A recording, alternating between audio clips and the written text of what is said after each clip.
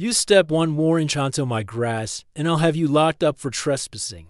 That was the scream that shattered my Sunday morning peace as Beatrice marched across her perfectly edged lawn in leopard print slippers and a silk robe, armed with a phone in one hand and a trembling cup of coffee in the other.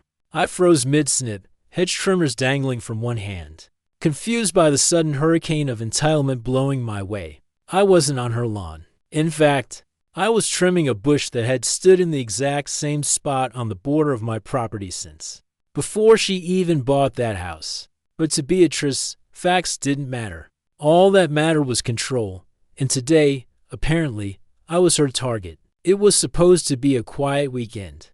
I planned to clean up the edge of my property, drink some lemonade, maybe throw a steak on the grill later. Instead, I found myself standing face to face with a woman who looked like she hadn't slept in days, but had somehow summoned enough energy to organize a neighborhood war tribunal over a misplaced blade of grass. She kept tapping her phone screen, probably trying to get through to the HOAS emergency line.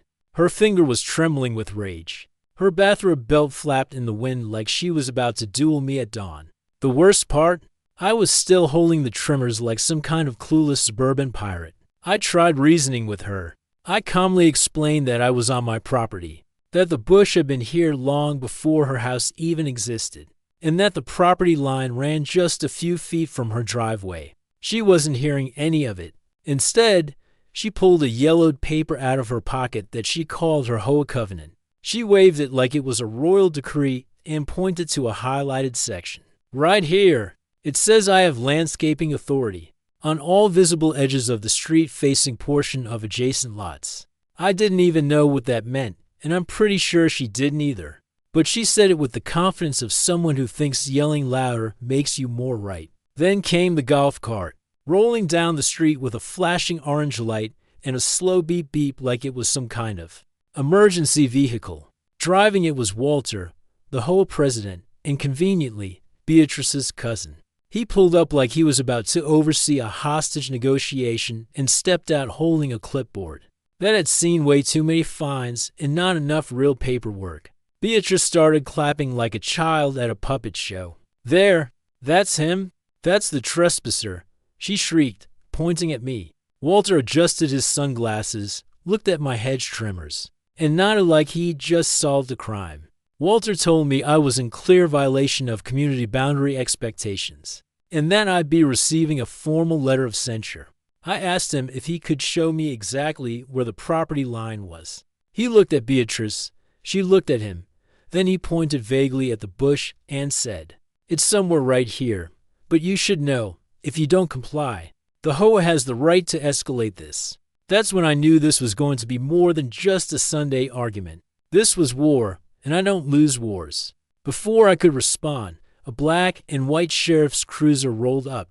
Apparently, Beatrice had actually called the real cops on me. The deputy got out, already rubbing his temples as if he knew what kind of nonsense he was walking into. He asked what the issue was. Beatrice launched into a tirade about how I was aggressively trimming vegetation and violating visual harmony with rogue shrubbery. Yes, those were her actual words. The deputy turned to me, trying to keep a straight face, and asked for my ID. I handed it over, along with my property deed that I kept in my garage for situations just like this. Believe it or not, this wasn't Beatrice's first outburst. After a brief walk around the edge of the lawn and a few muttered ahas, the deputy handed me back my paperwork and said I was within my rights. Beatrice nearly choked on her coffee. She stormed back to her porch, shouting that this wasn't over, that I'd hear from the legal department, and that she would be escalating this all the way to the city council. Walter nodded solemnly, like they were going to file a declaration with the UN. I figured that was the end of it, but something about the way Beatrice looked at the edge of her property, like she was unsure for a split second, planted a seed in my mind. What if she was wrong? What if the reason she was so loud, so aggressive, was because she was trying to cover up a mistake she didn't want discovered? I walked back to my shed and pulled out an old, dusty file box my grandfather left behind. Inside was a rolled-up map, faded and brittle from the 1980s. It showed the original property lines before the neighborhood had been subdivided and before the HOA even existed. And that's when I noticed something strange. Beatrice's house wasn't just near my lot line, it was partially on it. I squinted, lining up the map with the satellite image from my phone, then walked back out to the bush. I stuck a metal rod into the ground where the old boundary post used to be. Then I walked 100 feet west, the exact distance noted on the map, and placed a second rod. That line ran straight through Beatrice's front porch. My heart started pounding, not out of fear, but out of the cold, calculating thrill of uncovering a truth someone else didn't want found. If I was right, this wasn't about a hedge. This was about a house built partially on land that didn't belong to her. And if that was true, then the real trespasser wasn't me. I took a deep breath, walked back inside, and called a licensed surveyor. It was time to redraw the lines, literally. Beatrice wanted to play Hoa games? Fine, but she didn't realize she'd just challenged someone who plays for keeps. The survey team arrived on a clear Wednesday morning, pulling up in a white pickup with their company logo painted across the door and tripods strapped to the roof. Beatrice was already outside, watering her driveway for reasons unknown to science, wearing oversized sunglasses and a visor like she was prepping for battle at a country club. The moment she saw the crew unloading equipment, she stormed toward them with a righteous fury that could only come from someone both entirely wrong and completely convinced of their moral superiority. One of the surveyors, a tall man named Dale, stepped forward and calmly greeted her. "Morning, ma'am. We're here to conduct a property boundary survey. Just routine, nothing invasive." Beatrice didn't even let him finish before she threw her garden hose at his boots and shrieked, "This is private property. You can't be here without Hoa permission." I stepped out of my garage at that moment, sipping on my coffee and holding the land deed in one hand, and a copy of the county's survey request permit in the other. Actually, they're on my land, and I invited them. Beatrice's jaw dropped. For a few seconds, she looked like a puppet with its strings cut. Then, like a glitching robot, she rebooted into a new form of rage. "This is harassment," she screeched. "You're trying to intimidate me. I'm calling the Hoa board right now." She ran inside, leaving behind a trail of wet footprints and the lingering smell of overwatered ego. Dale and his team got to work, carefully mapping coordinates and marking distances using GPS equipment and old survey pins buried in the ground. I stood nearby, silently watching, my arms crossed. Every so often, one of the surveyors would whistle low under their breath or raise an eyebrow as they reviewed the original land plaque. What started as a simple confirmation soon turned into something more complicated. I could see them huddling around a set of documents on the tailgate of their truck, pointing at measurements and using a long metal rod to probe the soil for buried boundary markers. After about an hour, Dale walked over, scratching his beard. "You might want to come take a look at this," he said. I followed him back to the truck. There on the paper were several red flags, literally and figuratively, according to the measurements. My property line extended a good 15 feet past the bush Beatrice had accused me of trimming, cutting diagonally through what she had claimed was her lawn. But that wasn't the shocking part. The real surprise came when Dale continued tracing the line right through Beatrice's flower beds, across her porch, and directly into the corner of her actual living room. Her house was sitting on my land, not by inches, by feet. I had to blink several times to make sure I wasn't imagining it. "How is this even possible?" I asked. Dale shrugged. "Best guess, bad subdivision records or a faulty build. Could have been overlooked during construction." This happens sometimes in older neighborhoods that were converted into Hoa communities. After they were built, it made sense, but it still felt unreal. Beatrice's entire smug existence was about to come crashing down, and she had no idea. I could already hear her voice in my head, yelling about her castle and her rights. Except now she didn't have a legal leg to stand on. As the survey team began placing orange flags into the ground to mark the true boundary, Beatrice re-emerged from her house like a villain in a soap opera returning from commercial break. She had her phone camera recording this time. "I am documenting this illegal activity," she shouted. "You are all going to jail." She marched right up to one of the flags and yanked it from the soil like she was pulling a sword. From stone. "This is my property," she declared. But the flag snapped at the base, and her victory gesture ended with her tripping backward into a flower pot. The camera, still recording, caught the whole thing. I watched as one of the surveyors discreetly smirked. Beatrice scrambled to her feet, dirt on her knees, still clutching the broken flag like it proved something. I didn't say a word. I didn't have to. The flag said it all. The red, orange, and white plastic streamers fluttered across her yard like party decorations for a birthday. She wasn't invited to. Later that afternoon, Dale handed me the preliminary report along with a flash drive containing GPS data and photos of every marker they'd found. "You've got a strong case," he said. "This isn't just a boundary error. This is a title issue. Her house is partially on land you legally own. If you push this, you could technically claim part of her structure." I nodded, feeling a strange mix of satisfaction and disbelief. "Thanks, Dale. This might be the beginning of something big." Beatrice, meanwhile, was pacing her porch like a general surveying a battlefield. She was on speakerphone with someone I assumed was her cousin Walter, ranting about survey fraud, boundary scams, and something about deep fake deeds. I could hear her clearly from where I stood. "He forged everything. I just know it. And I want the whole legal team to file a motion or lawsuit or injunction, whatever it takes." She paused. "No, I don't care what the survey says. It's my grass." I went back into my house, pulled out the old plat map my grandfather had drawn by hand in 1982, and laid it next to the new GPS report.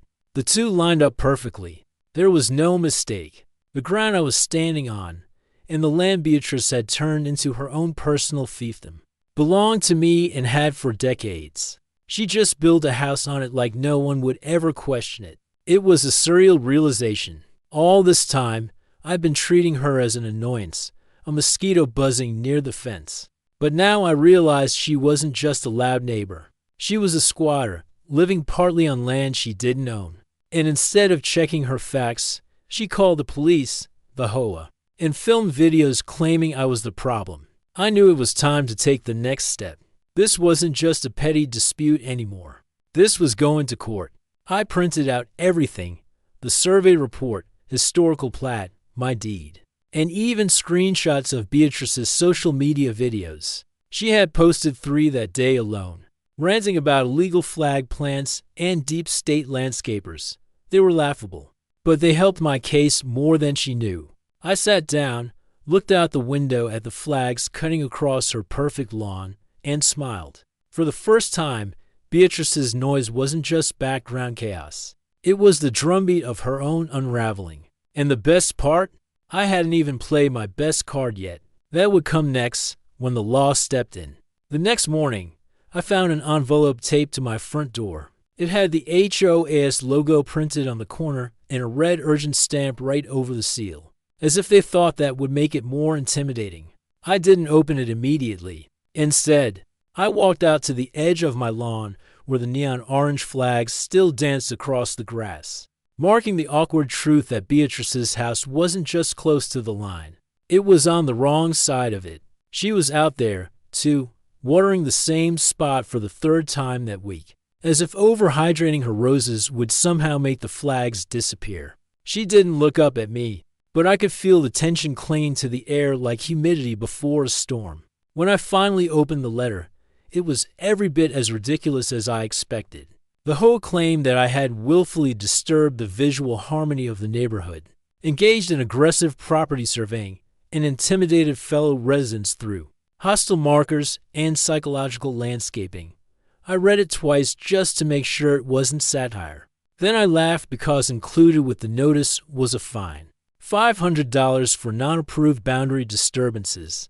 That was rich. The HOA was trying to fine me for proving I owned the land Beatrice had built her porch on. I placed the letter on the kitchen counter, poured myself a fresh cup of coffee, and made a call to my lawyer. His name was Patrick, and he had the calm, tired voice of someone who'd spent too many years dealing with neighborhood drama. After explaining the situation and sending over the documents and survey, there was a long pause. Then he said, "Well, you're not just in the right, you're in the driver's seat. This could be a full-tile action if you want it to be." I asked him what that meant, and he explained that I could file a quiet title lawsuit, basically a legal way of confirming ownership and clearing any dispute. If her house is on your land, he said, you can either negotiate a sale, lease it to her, or even force a removal. It's up to you. The idea of evicting Beatrice from her own house felt extreme, but after weeks of harassment, threats, and social media tantrums, I wasn't feeling particularly generous. Still, I decided to play it smart. I told Patrick to prepare the documents, but to hold off on filing until I made one final offer. To settle this civilly. Part of me hoped she'd see reason. The other part knew better. Meanwhile, Beatrice was doubling down. She'd organized a community emergency meeting in the whole clubhouse. I received a hand-delivered invitation, another red-stamped envelope, though this one had a photocopied image of my face next to a caption that read "Property Predator" in bold letters. I showed it to Patrick, who nearly spit out his coffee. "Good," he said. "She's documenting her own defamation case now, too."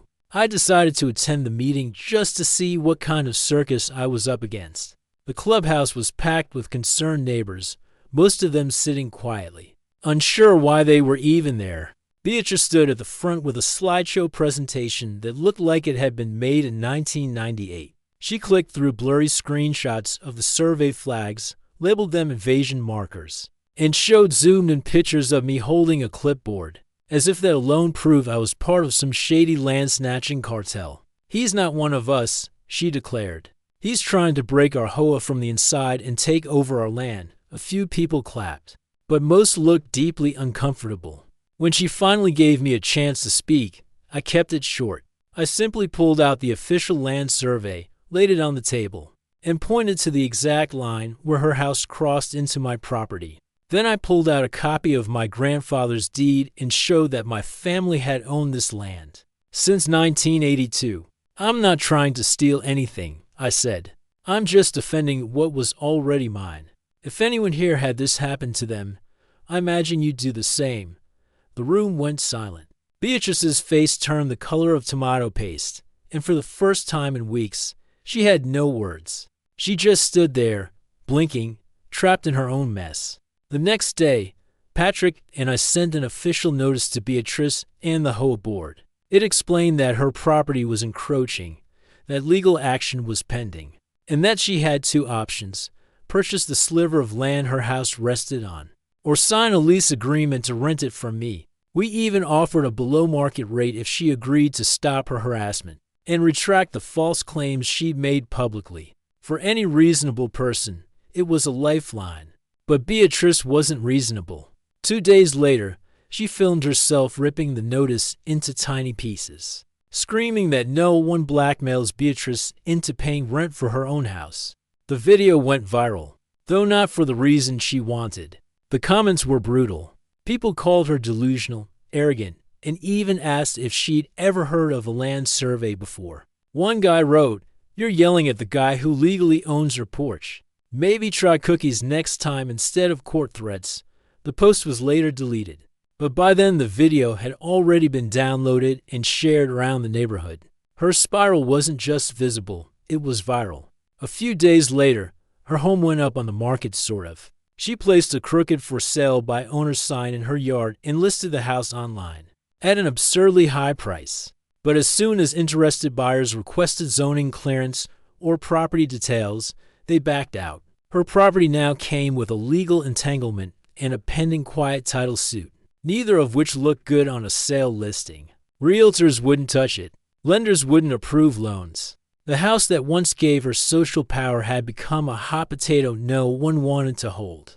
Meanwhile, the county began quietly preparing a code enforcement review in case the structural encroachment wasn't resolved. I didn't even have to push. The system was now working all by itself. Then something unexpected happened. Beatrice hosted a neighborhood open house. She dressed up, baked cookies, and put out little signs pointing to her driveway. But nobody showed up except for 2 teenagers who wandered in thinking it was a yard sale and left laughing with a plastic flamingo from her garden.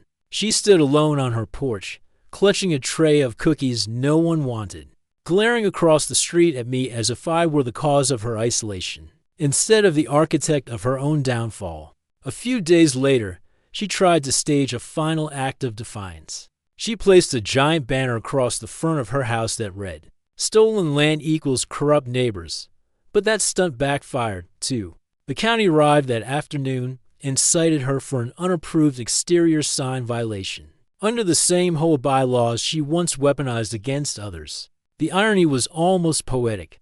I watched as she tore the banner down under the supervision of a code officer, the same kind of official she used to summon for minor mailbox infractions. By now, even her inner circle was vanishing. Walter had stepped down as HOA president, citing health reasons, and the board was being quietly reshuffled. Neighbors who once avoided me now waved with quiet solidarity. A retired couple down the road dropped off homemade banana bread with a note that said, "Thanks for standing up to her.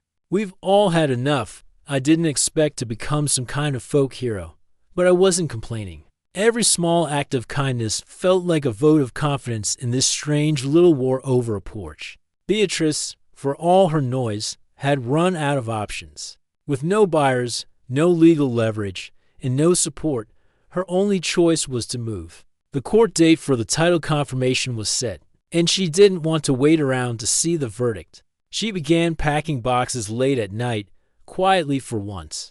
One morning, I saw a moving truck in her driveway. She didn't wave. She didn't scream. She just stood there watching as my porch was loaded up with the last pieces of her fantasy. By noon, she was gone. No goodbye, no apology. Just the sound of a sputtering engine and a gravel driveway emptying for good. I stood on my porch and looked across at the house that had caused so much chaos. For the first time in weeks, the air felt quiet, peaceful. The survey flags were gone, the signposts were removed, and all that remained was a house and the truth beneath it. Soon that truth would be written into county records, into the deed, and into the land itself. And the best part? I didn't need to yell, threaten, or retaliate. I just stood still, held my ground, and let the truth do the heavy lifting.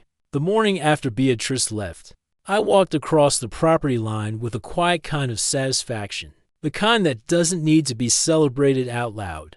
The survey flags were gone, but I knew exactly where they had stood. The air was finally still. No barking demands, no HOA letters shoved under my door, no threats about violations or community standards. Just the sound of birds and the occasional creak of a front porch that technically no longer belonged to her. Her house sat oddly silent now, like a stage after the play has ended, curtains drawn, audience gone. For the first time since this all began, I had nothing left to prove and everything to reclaim. A few weeks later, the court finalized the quiet title judgment in my favor. The records were updated, the deed was revised, and the portion of land Beatrice's house sat on was now, without question, officially and legally mine. The judge even made a note in the ruling about Beatrice's repeated refusal to cooperate, which helped close the door on any future appeals. Patrick called to deliver the news, and for once, he sounded genuinely pleased. "Congratulations," he said. "You didn't just win the battle, you reshaped the map." I chuckled at that. In a way, it was true. The lines had shifted, physically and metaphorically. With the legal dust settled, I decided to do something unexpected. I bought the abandoned house outright through a short sale facilitated by the bank. Beatrice, it turned out, had defaulted on her HOA dues and mortgage simultaneously, leaving the home in financial limbo. No one else wanted to touch it, not with the trail of drama it had behind it. But for me, it was symbolic. I didn't want to live in it. I just didn't want someone like her to move back in under a different name and start the chaos all over again. The moment I signed the final purchase papers, the irony hit me square in the face. Beatrice had tried to kick me off my land, and now I own hers, all of it. I had the porch repainted first, a soft gray color that matched the trim of my own house. I replaced the tacky garden gnomes she'd insisted were heritage pieces, with a simple row of potted succulents, clean, quiet, and impossible to argue with. Then, just to add a bit of flair, I installed a small brass plaque on the porch rail. It read, "Respect the line." Neighbors noticed. Some laughed, some nodded in approval. A few even stopped by to ask if they could rent the place. I politely declined. The house wasn't for tenants. It wasn't even for guests, really. It was a monument, a trophy, and a reminder that standing your ground, literally, can sometimes change everything. But the best part came a few weeks after that.